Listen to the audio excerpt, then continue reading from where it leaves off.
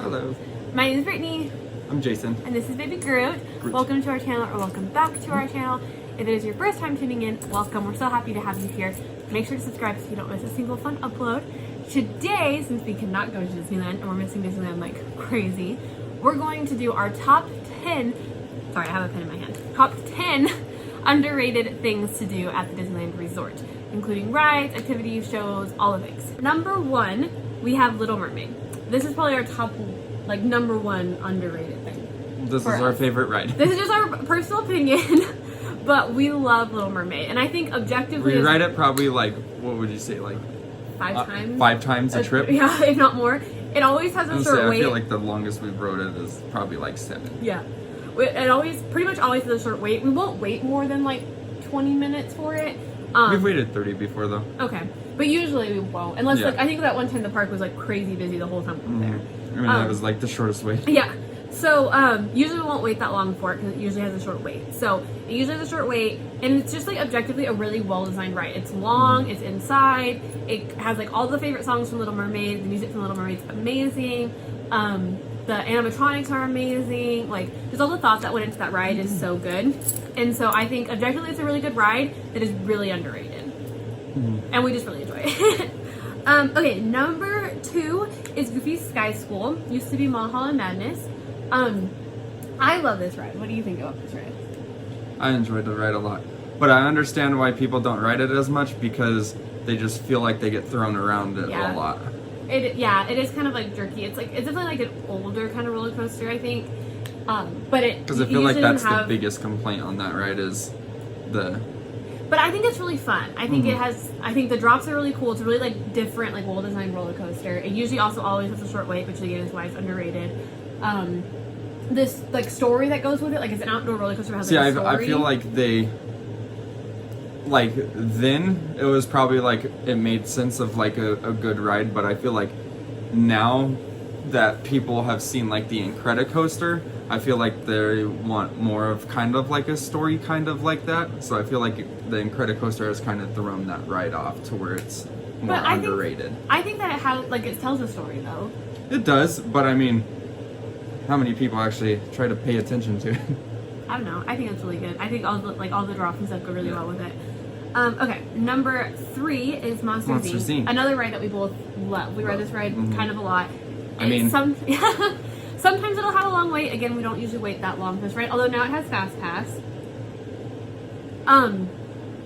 It's just, again, it's a pretty long ride. It's well designed. Animatronics are good. It tells the story really well. I love that ride. I love that ride. It's such a good ride. So underrated. Okay, number 4 is Mr. Toad's Wild Ride. We also, again, love this ride. If it can sometimes get like a 30-minute wait, but usually in the morning when we like rope drop Fantasyland, we'll do it and it's like a walk on. It's such a good ride. To me, it's like such a classic. It's like so nostalgic. It's so original. Like it's also an opening day attraction. I feel like people don't know what Mr. Toad's is. Like the movie. Yeah. If you haven't seen it, so I feel like that's why people don't ride it. The movie is the Adventures of Ichabod and Mr. Toad. It's on Disney Plus. If you haven't seen it, go watch it. But yeah, it tells the story of the ride, but I think the ride does a pretty good job of telling the story. It's really entertaining. It's just kind of like a fun, lighthearted, like we just kind of laughed and joked the whole way through that ride. So yes, definitely underrated. Number 5 is Storybook Land. I'm so sorry for the puppy. Is Storybook Land Canal Boats. This ride, I feel definitely underrated. Definitely underrated. Sometimes it does have a long wait though because it's very like you can baby wear on this ride. You can bring infants on this ride. Like it's a very family-friendly ride, but I feel like it's definitely underrated in the point where it's not like everybody's must-do.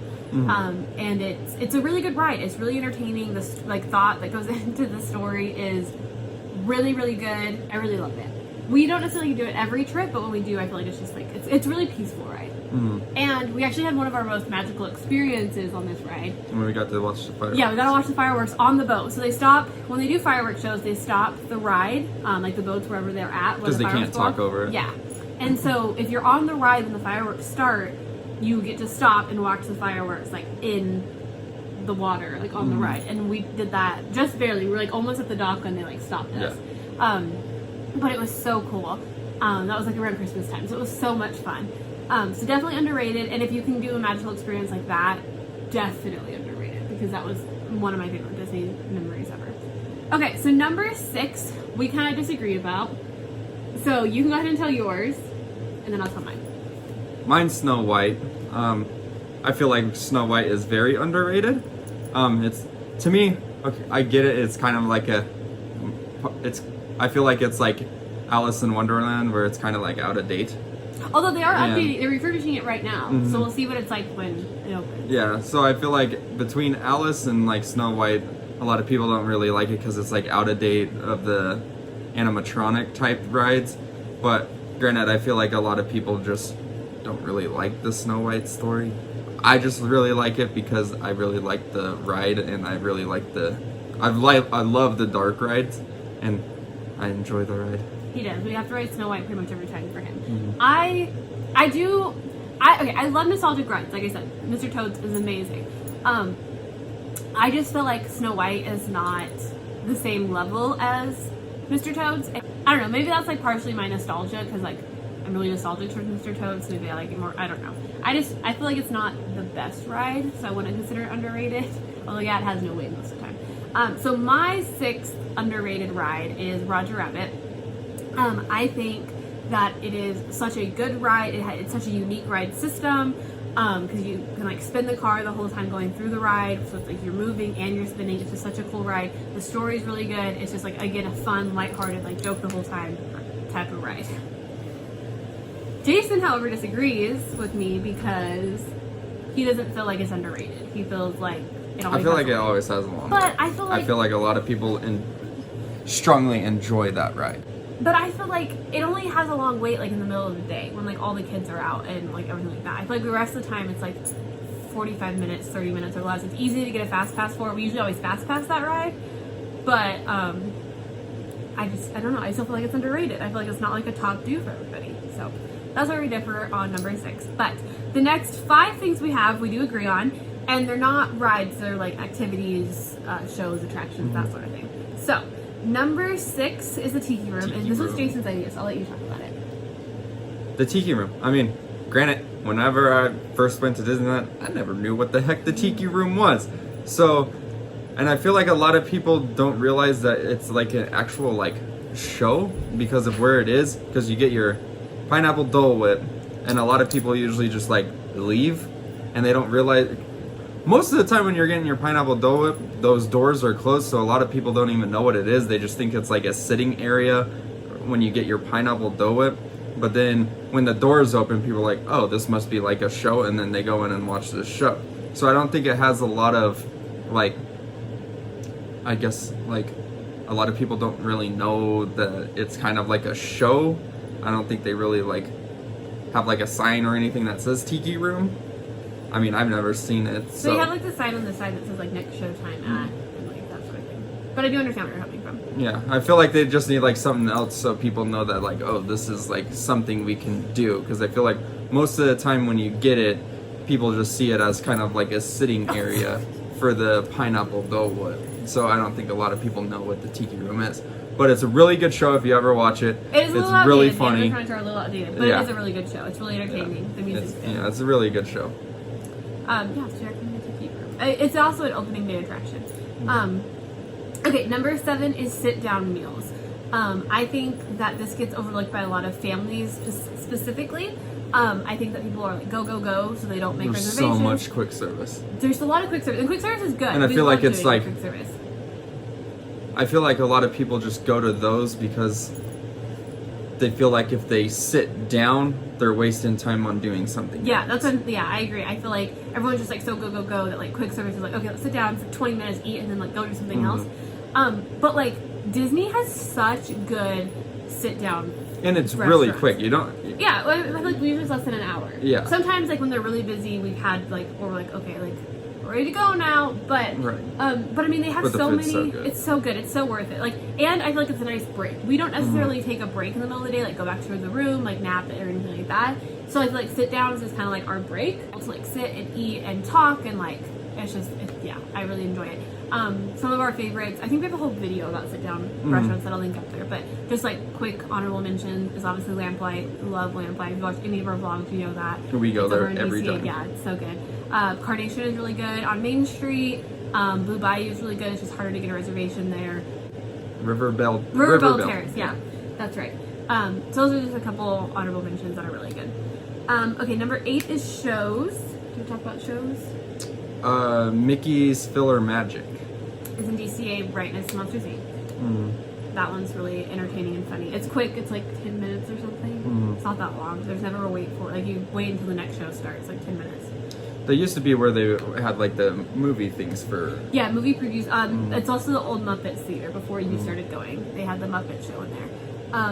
But it's really good. It's really funny. And just shows in general. Like, obviously, if you watch any of our vlogs, you also know we love Mickey the Magical Map, which is located in the fantasy field, something like that. It's over by Small World. It's fantasy something. And that is such a good show. It is like I would probably rank my shows as like Fantasmic, and then like Mickey the Magical Map. Yeah, it's so good. Frozen. Frozen's really not underrated though. Yeah, but shows in general, I feel like some people don't go to. Frozen's really good. And especially that. I mean, I guess you could debate on that one because Frozen is the longest show. It's an hour long. Yeah. But one that I feel like is very underrated is World of Color. I'll let Jason talk about World of Color because I really love the Christmas World of Color. I think Christmas World of Color is amazing, but I don't necessarily love the regular World of Color. I would rather watch Fantasmic. So.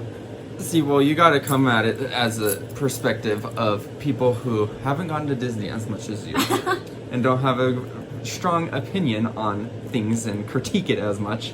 So, it's World a good of Color. Show. It's not a bad so show. I understand what they were trying to do. They're trying to come with something that you can do with water, which I've never seen anyone do a show whatsoever with water.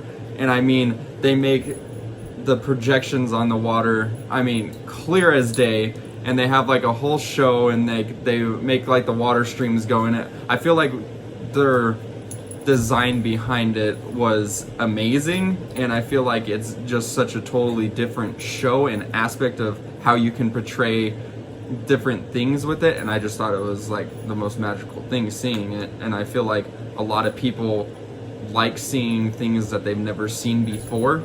And I mean, granted, if you go to Fantasmic, you get both. You get a water show plus an actual show with like characters and all that, whereas the World of Color is just all water. A wonderful world of color.